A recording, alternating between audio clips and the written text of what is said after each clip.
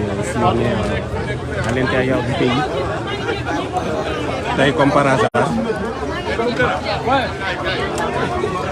Macky Sall on dirait monotoul Paul, les Sénégalais. Alors Mohamed Kassim. Il les méprise. Non, c'est Mohamed Kassim du Fonds patriotique uni du Comore. Donc là, on a notre frère comorien du parti politique des Fonds patriotiques du Nous sommes Comore. très heureux et nous réjouissons de cette manifestation.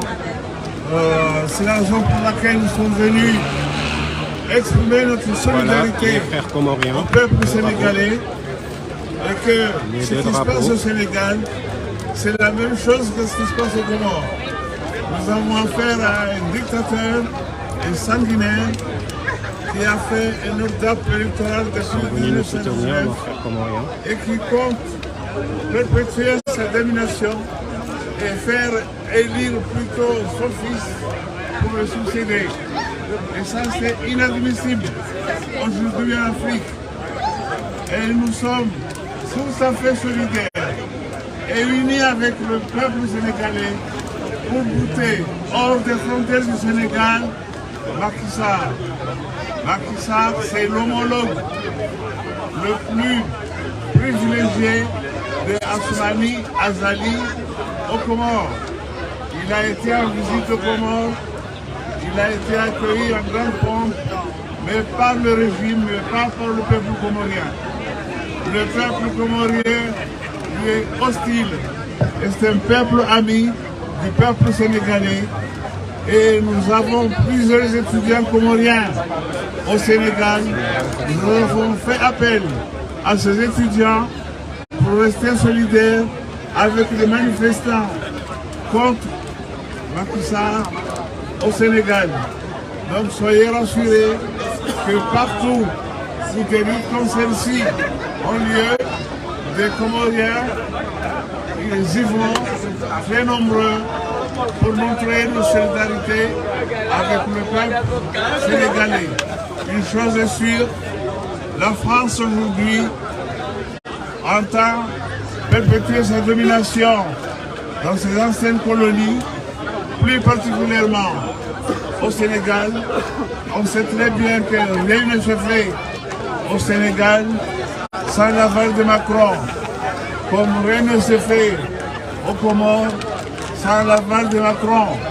Il a même fait élire ce dictateur sanguinaire d'Azali, président de l'Union africaine. C'est inadmissible. Et nous sommes encore contre cette présidence de l'Union africaine par Asmani Azali. Et nous vous demandons, vous, les Sénégalais, à rester unis pour lutter tous ces dictateurs hors du territoire de nos pays. Je vous remercie beaucoup d'avoir été attentif à mes deux mots. Merci. Merci au frère comorien. Finalement à vous, seule la lutte libère. Ils sont venus montrer leur La parole solidarité à Demain, s'il vous plaît. au peuple sénégalais. Bonjour ou bonsoir tout le monde. Nous sommes là. Je sais bien que tout le monde est bien conscient de notre rassemblement aujourd'hui ici. Nous sommes là non pas pour emmerder les gens, mais nous sommes là quand même pour montrer au peuple sénégalais que nous avons laissé, que quel que soit le lieu où nous serons toujours avec eux. Nous n'avons rien de plus cher que le Sénégal. Et nous savons aussi ce qui se passe au Sénégal. Macky Sall n'épargne personne. Il n'épargne pas les opposants. Il n'épargne pas les journalistes. Il n'épargne pas même les morts. Quand Macky Sall va jusqu'à gazer des gens qui sont dans des cimetières, c'est vraiment grave. Et personne ne doit rester indifférent. Nice, nous faisons plus que ça. Nous sommes venus, c'est vrai, il y a le travail. Mais faisons effort de nous libérer tant qu'il y a l'appel patriotique qui est là. Il ne faut pas que d'autres se sentent plus patriotiques. Il ne faut pas que d'autres prennent notre lutte ensemble nous devrons nous prendre la main dans la main et nous ferons reculer Macky Sall. Macky Sall, trop c'est trop. Il n'a qu'à nous donner la paix. Le Sénégalais, la parole est sacrée pour lui. Le Sénégalais est humain, on n'est pas sanguinaire. Donc nous disons stop au sang. Nous disons vraiment stop aux arrestations. Nous disons vraiment tout ce qui fait mal au peuple. Ok, je m'arrête là pour ne pas être trop long. Merci. La parole à M. Bassirou Niang, le frère patriote. Assalamu alaikum mbooloo mi. Waaleykum salaam. Vraiment maa ngi rafetlu teewaay bi ak mobilisation bi. Donc en tant que Niçois azuréen, on doit vraiment être fier de cette mobilisation. te li ma bëggoon mooy ñu tàcc suñu bopp. Parce que vraiment lii je pense pas que depuis ma nekkee Nice on l'a fait. Et aussi je tiens à remercier les organisateurs qui ont quand même fait une très bonne communication en mettant un article sur le Nice Matin. Donc vraiment Ibrahima Diop maa ngi lay remercier yow ak sa équipe. Tey jii nag on est mobilisé parce que l'heure est grave. Quand je dis que l'heure est grave, ça veut dire que c'est très grave. Te nee nañu aujourd'hui à l'heure actuelle on dénombre plus de 30 Sénégalais qui sont tombés sous les coups de feu des nervis de Macky Sall. On dénombre plus de 1000 prisonniers qui sont retenus dans les geôles de Macky Sall. Et aujourd'hui, je veux qu'on désigne nous tous les responsables. C'est qui le responsable? C'est qui le responsable? C'est qui l'assassin? C'est qui le voleur? C'est qui le corrompu? C'est qui le violeur de la Constitution? Ma ne Olof Njaay nee na pesu kanam borom moo koy fajal boppam. te Macky Sall il ne connaît que le rapport de force. Macky Sall il ne connaît que la pression moo tax suñu mobilisation bi dañu war a taxaw ne temm. parce que xeex mooy tax tey jii ñu mën a génne suñu ay prisonniers politiques. xeex moo war a tax tey jii ñu mën a éclaircir ñi dee ci manifestation yi. xeex mooy tax tey jii ñu mën a wax non au troisième mandat. xeex mooy tax tey jii ñu mën a libéré wu. te comme ni ñu ko waxee sànq seule la lutte libère. Et force restera au peuple sénégalais. maa ngi leen di gërëm di leen sant. merci beaucoup. Ce qu'il disait tout à l'heure. Le frère grand Ibrahima Ndoye. man moom li may wax ci sama baat sax dafa dee ndax yóoxu yu nekk fii ndax dama bëgg ñëpp xam ne ñun ku ñu gënul dañu gën ndax ñun Sénégalais yi am nañ lépp mais ñoo ngi ñëw fii ci réewum nasaraan yi di daan suñu doole di daw guddeeg bëccëg ndax suñu mbokk yi nekk Sénégal benn minorité nekk Sénégal di def lu leen neex. te Dakar ci jëmmu boppam boo fa génnee à 100 kilomètres de Dakar tu trouves pas les soins yi nga xam ne nii nit daf ko war a soxla waxatuñu sax ay courant ak dox mais jigéen ñaa ngi tee kenn amul santé kenn amul noo mën a fajoo kenn amul dara tax ñun ñii nekk fii bu ñu yónneewul suñuy mbokk lu ñu fajoo dañuy tee te jamono ji on est en 2023 ñii waruñu leen dee nasaraan yi nekk fii ndax li fi am war na mën a am suñu dëkk. on a les moyens te li ma métti ba mooy lan fépp ci monde bi foo dem da nga fay fekk sénégalais ñu yore ay poste clé nanguñu ñibbi seen dëkk ndax xam nañ dafa nekk da ngay nekk Sénégal dañ lay tooñ sax buñ la tooñee elee ñu pare mais dañ lay tooñ ba pare dina néewal doole dugal la ci kaso yi. nervi yi moom bés dina am te ñoom ñëpp dinañ fay ils vont tous payer Macky Sall nag rapport de force la xam ndax ñi ko ñëpp ñoo ngi fii ñoo ngi Amérique ñoo ko ñëpp il va pas hésiter à nous tuer tous pour eux il va pas nous tuer nag parce que moom baatoo la nag te baadoola jàkkaarloog moom moo koy faj ngeen baal ma nag ndax sama xol dafay jeex bu ma mën a wax lu bari ngeen baal ma jaajëf. Juste di leen fàttali que ni la collecte continue donc si suñu sœur Maïmouna Koli mooy def collecte bi donc voilà gars yi continuer ñëw joxe elle est là donc jaa ngeen jëf pour ceux qui ont déjà Sister Maïmouna, c'est elle qui fait la collecte actuellement. Voilà, pour l'instant on est sur une somme symbolique de 400 €. Ah, mais du ko xeeb continuer leen jaa ngeen jëf. La parole à Assane Sagna. 460 et ça continue. Et ça continue, ça continue. Merci les gars. Donc je vous rappelle juste que cette collecte, Pastef Nice Côte d'Azur, dafay verser Pastef France. Après Pastef France, envoyé ko Sénégal ci structure yi nga xamante ni dañoo taxaw les jeunes au niveau des prisons pour les avocats, les blessés ak ñi nga xamante ne aussi seen famille dañoo ñàkk seen ay doom luñ ci mën a jàpp ñu jàpp jërë ngeen jëf. Assane ñu encore Ce qu'elle disait tout à l'heure, c'est qu'on est en train de faire la collecte. Là, on est à asalaamaaleykum wa Sénégal 500 € presque et la collecte continue. Donc mbokku patriote yi ñu ngi répondre di leen jaajëfal di kontaan ci yéen di teew ba ci pare ñu ngi koy manifestation bi kontaan nañ ci trop xam nañu am na ñoo xamante ne am nañu yeneen yitte mais bàyyi nañ seen yitte yëpp pour ñu ñëw xeex ngir seen démocratie bi di leen di jaajëfal di leen sant di leen encouragé nag le combat c'est maintenant combat bi jeexagul na ak Macky Sall combat bi mu ngi door a commencé diaspora bi nañu jël combat bi ñu teg ko suñu mbagg dawaat ñoom dugg ak biir Sénégal xeex ak Macky Sall génne ko ci palais doxaan ko ci biti nous de la diaspora. ma ne le président Ousmane Sonko dafa am benn discours bu mu wax discours boo xamante ni bu ma koy déglu sama xol day tooy. C'est pas seulement que les Sénégalais qui sont là. Le peuple africain qui sont là, l'Afrique de l'Ouest.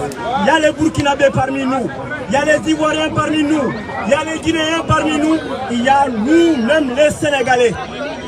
Donc suñu combat bi démocratie bi dañ koy xeex dañu koy jëli Macky Sall dañ koy jëli ci pouvoir bi dañ koy jël mu neex ko naqar Macky Sall Sonko a dit qu'est-ce qu'il a dit dans un discours que je vais essayer de parler un peu dans son discours. Mon président, mon idole, un homme digne, intègre, koo xamante ne du daw, homme politique boo xamante ne musul am Sénégal mooy Ousmane Sonko. Président 2024 par la force, Macky Sall mu nekk naqari, Ousmane Sonko sera le candidat du peuple et il sera le président qui va diriger demain la magistrature de notre palais présidentiel. Qu'ils savent ça, on est prêt à donner notre vie. Aujourd'hui, je sais que si ce que j'ai crié aujourd'hui ici, si c'était au Sénégal, on m'a pris en otage, on m'a mené en prison. C'est fini. Si c'était au Sénégal, c'est qu'on dit Macky Sall dictateur dans les rues, qui n'aura pas la paix, qui va finir en prison directe. Il y a plus de 700 personnes emprisonnées par le pouvoir de Macky Sall à cause de sa dictature. On en a marre. On en a marre. L'heure de la révolution a sonné. Nous n'accepterons plus ces petits présidents comploteurs qui sont à la solde de quelqu'un, mais jamais au service de leur peuple. Partout en Afrique,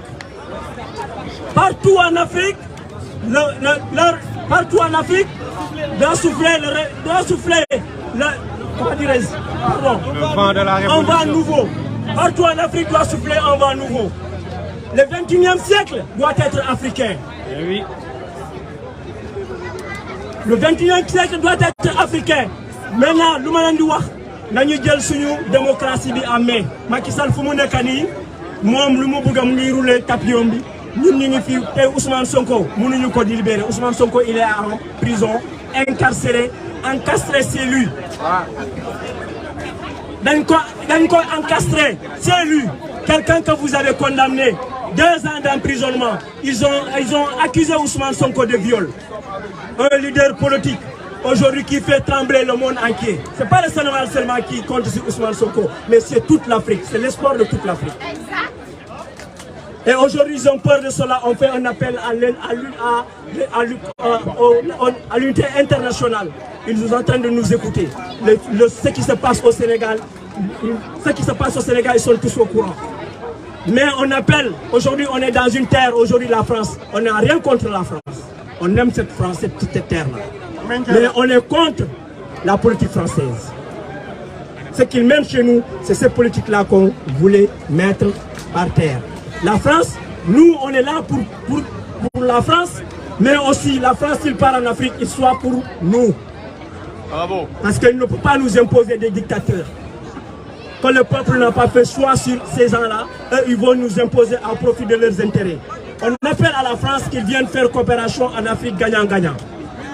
Et si cette coopération aujourd'hui, ça vaille de gagnant-gagnant, la France n'aura aucun problème. Mais on demande à la France ce qui est arrivé au Mali, ce qui est arrivé au Burkina, au Niger. Il ne faut pas qu'ils s'attendent que ça arrive au Sénégal. Nous ne voulons pas cela. Le peuple sénégalais, c'est un peuple digne. Le peuple sénégalais, nous, on est un pays démocratique. On ne connaît pas la guerre. Mais avec l'avènement de Macky Sall, avec l'avènement de ce sanguinaire, avec l'avènement de ce criminel, avec l'avènement de cet assassin, le Sénégal est en train de gouffrer dans un chaos. Dans un chaos total. Parce que notre article 27 de la Constitution, qu'est-ce qu'il a dit? L'article 27 de la Constitution, on a dit, nul ne peut faire plus de 2 mandats consécutifs. Macky Sall a fait ce 2 mandats, c'est fini. Ils vont nous imposer un 3e mandat. Et aujourd'hui, avec sa 3e candidature, plus de 20 personnes sont mortes. On en a marre. Quand Macky Sall arrête, et les nervis qui le reculent, qui les payent 5 000 francs par jour ou 15 000 francs. C'est mes frères, j'ai honte à ces gens-là. C'est honteux. Un jeune qui a sa force pour aller travailler, on te recrute pour aller massacrer tes frères. Franchement, c'est décevant. Je laisse la parole à mes frères. Merci beaucoup. On va essayer d'accélérer un peu, comme ils ont annoncé de la pluie. Donc, juste une précision par rapport à la collecte. Il y en a qui demandent un lien. Donc, je vais vous donner le numéro du chargé des finances de Pastef Nice. Vous pouvez lui envoyer votre participation via PayPal, par exemple. Et après, il verse l'argent au niveau de Pastef France. Donc, son numéro, c'est le 06 52 17 48 70. Sinon, après, je me rapproche de vous et je vous donne son numéro. Il faut répéter Fatou. C'est ça. Donc, il s'appelle. Hein? Fatou. Donc, la parole à vous. Répète le numéro. Je répète le numéro. 06. Voilà, merci grand. 52 17 48 70. C'est Ibrahim Sow. C'est le chargé des finances de Pastef Nice. Et donc, on m'a demandé aussi de préciser en français l'objet de ce collecte, comme on le sait. Pastef Nice Côte d'Azur collecte ses fonds, le verse à Pastef France.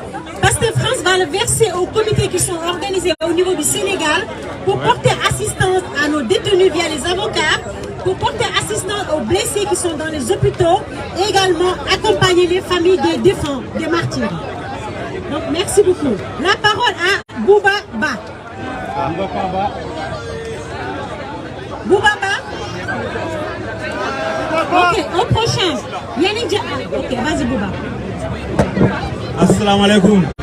Mbokk yi bég nañ ci yéen bég nañ seen teewaay fii lii moo war ñun ñëpp xeex bu jotee fii ku ne sa bopp koy xeexal ku ne sa bopp koy xeexal sa askan say sët say doom la ñuy xeexal ñun suba dañu war a fekk Sénégal boo xamante ne Sénégal bu naat bu ñu xeexee tey bu ñu xeexul tey nag suba dañ fekk Sénégal boo xamante ne suñu doom yi ak suñu rakk yi wala suñu sët yi dinañ ñëw xeeb ñu réew moo xam ne am na lépp jamaa rek la amul Sénégal mais à part lépp am nañ ko am nañu ay nit yu am nañu ay jeunes am nañu naaj am nañu or am nañu jamaa am nañu lépp léegi nag lu si des njiit lañu yaradal njiit boo yaradalee njiit nag munoo am dara waaw léegi nag dañoo am yaakaar ci koo xamante ne musul sàcc musul fen donc nag kooku nag war nañoo taxaw def na ay sacrifice pour ñun pour askan wi ñun nag war nañu koo delloo war a taxaw Macky Sall nag dafa war a xam ne moomul réew mi moomu ko dondu ko waaw baadoo la pire la li mu yàq Sénégal Iblis yàqul toll noonu donc ñun nag xeex rek moo ñu wax li c'est la ligne libère ñu xeexul dañ si faare kenn dox ñu jox cër kenn adduna bi ba adduna susoo ba tey xeex la ñi am ndam ci adduna dañoo xeex fii ñu nekk dañoo xeex ba am li ñu am toogu ñun croiser seen bala boo demee feneen boo demee Espagne boo demee fépp ñuy kii pour dem fa dañoo xeex te ñun Sénégal nag bu ñu xoolee suñu histoire démb dañoo xeex parce que Cheikh Souleymane Baal koo xam Cheikh Oumar Fouti Tall Cheikh Ahmadou Bamba ñooñu dañoo xeex taxaw tey ñu sañ tey li ñu gën a am démocratie ñooñu ko xeexal ñooñu ko xeexal ba tey ñu toll fii donc nag war nañoo jël combat bi xeex ñoom Mamadou Dia xeex nañu ak ñoom Cheikh Anta xeex nañu ñun nag war nañu croiser dañu war a xeex ci côté yëpp encouragé suñu frères yi suñu sœurs yi nekk Sénégal ñu nekk fii dama ootee fii ñëpp nañu génn bu ñu ootee Sénégal nañ encouragé suñu frères yi suñu sœurs yi ñu dem gis nga ragal taxu gudd fan ñeme taxu dee donc am na ñu bëri ñu demul woon ci manifestation dee nañu donc suñu sëbi suñu wala xoolee ci waawoon liir yi fa deewoon ñoo ñu def defuñu dara defuñu manifestation defuñu dara mais ku see dee jot da ngay léegi nag xam nga lan mooy gàcce ba xeex jotee xeexoo bu nit ñi di ndawoo nga kii donc vive le Sénégal, vive l'Afrique. Merci. Merci. Merci au frère Boubacar Ba. Merci beaucoup. Fatou.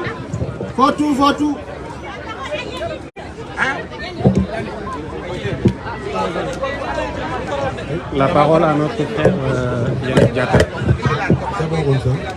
L'éternel patriote. Attention, salam alaikum Sénégal. Voilà. Bon, moi je vais vous quoi. Je ne vais pas être long parce que actuellement la météo commence à changer. Mon message, en réalité, je veux l'adresser aux jeunes Sénégalais qui sont sur la Côte d'Azur. En fait, ce que nous combattons, c'est loin l'affaire de Pastef, c'est l'affaire du Sénégal. Et je pense que ce qui se passe actuellement au Sénégal est gravissime.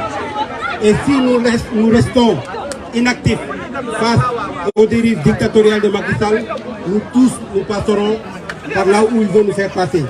Et une dictature au Sénégal est insupportable et invivable. Nous voyons déjà ce qui se passe, des tueries sans qu'il y ait justice pour ces jeunes, où on voit des nervis qui marchent dans les rues à agresser toutes sortes de manifestants sans qu'il y ait justice. Donc aujourd'hui, si nous sommes là, aujourd'hui à fustiger les dérives dictatoriales de Macky Sall, c'est parce que nous sommes dans un état ici, un état de droit. Déjà nous avons occupé l'une des plus grandes avenues de Nice, qui est l'avenue Jean Médecin, et qu'il n'y ait pas de lacrymogènes qui nous ont été jetés. Donc ce qui montre qu'une fois, ici il y a la démocratie, il y a la liberté d'expression, mais si c'est au Sénégal, c'est tout à fait le contraire. Donc si aujourd'hui nous combattons, je veux bien dire à toute cette jeunesse, c'est-à-dire sénégalaise qui est une fois ici dans la diaspora, que nous ne soyons pas égoïstes. Nous ne limitons pas ce que nous gagnons chaque mois. Il faut que nous pensions aussi à ce qui se passe actuellement au Sénégal. Il faut que nous nous engageons dans l'affaire de la cité qui se passe actuellement au Sénégal. Donc si nous appelons à manifester, ce n'est pas encore une fois une affaire de Ousmane Sonko ou bien une affaire de, je ne sais pas, de Déthié ou de Khalifa Sall. C'est une question du Sénégal parce qu'actuellement, nous avons tous des drapeaux. C'est une question du Sénégal. Donc actuellement, nous avons tous nos drapeaux. Il n'y a pas les, comment dirais-je, les drapeaux de Pastef. Parce que le Pastef a ses couleurs. Mais aujourd'hui, si nous sommes là, ce sont les couleurs du Sénégal qui priment. Donc ne soyons pas égoïstes et engageons-nous pour le Sénégal. Donc quand l'essentiel est en danger, s'opposer devient une obligation. Donc vive le Sénégal, vive la diaspora sénégalaise et vive la liberté d'expression. Merci, merci. On va essayer de prendre la photo de groupe avant que ça continue de tomber davantage. Ok, mettez-vous devant. Certains